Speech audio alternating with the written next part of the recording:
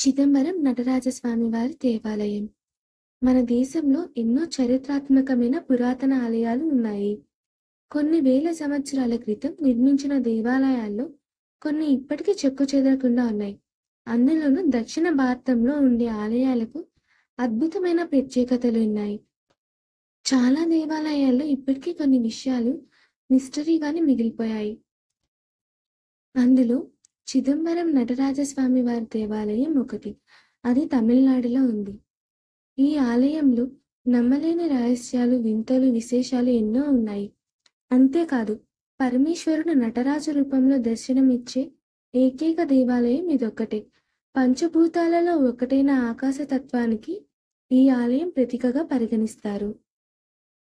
ఇప్పుడు మనం ఆ ఆలయానికి సంబంధించిన కొన్ని అద్భుతమైన రహస్యాలను, విశేషాలను తెలుసుకుందాం రండి.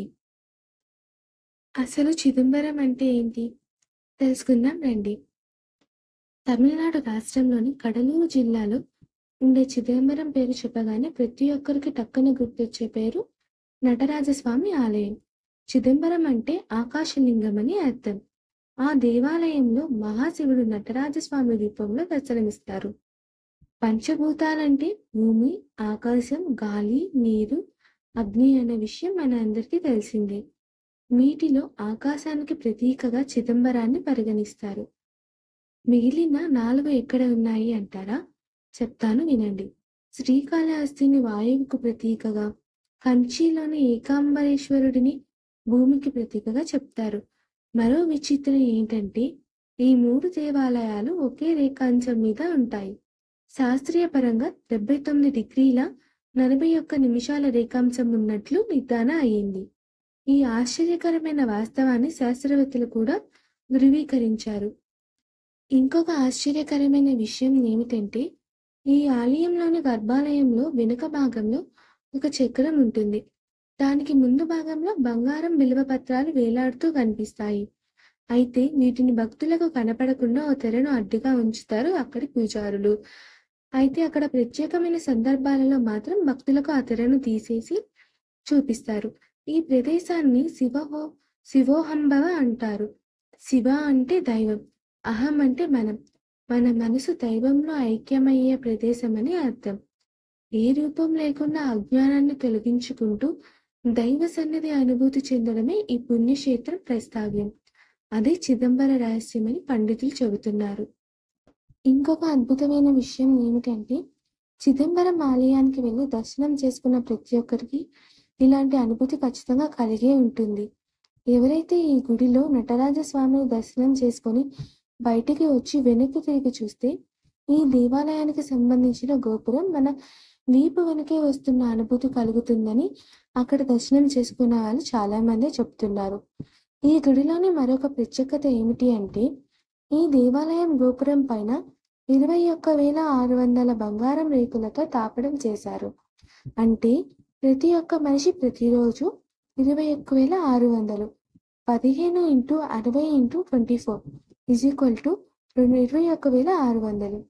ఆ బంగారం రేకులను తాపడం చేసేందుకు 72,000 బంగారం మైకులను వాడారట.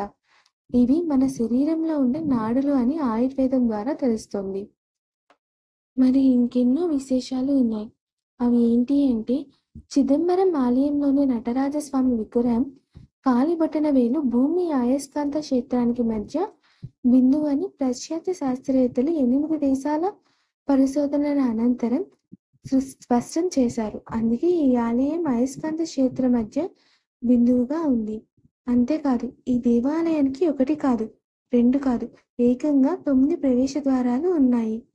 ఇవి మానవుకి ఉండే నవరంధ్రాలకు ప్రతీకగా చాలా మంది భావిస్తారు.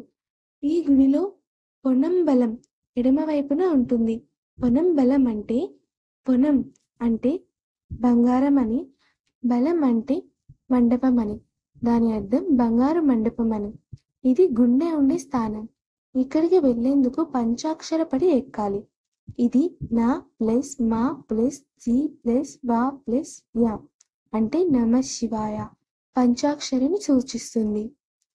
ఈ ఆలయంలో కనక సభలో 4 స్తంభాలు 4 వేదాలకు ప్రతీకలు.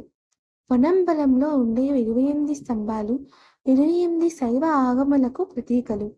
ఇక్కడి 9 కళాశాలలు 9 రకాల శక్తి ప్రతీకలు. ఆ పక్కనే ఒక మంటపంలోని 18 స్తంభాలు 18 పురాణాలకు ప్రతీకలు. నటరాజ భంగిమను పాశ్చాత్య శాస్త్రవేత్తలు కాస్మిక్ డాన్స్ అని అభివర్ణించారు.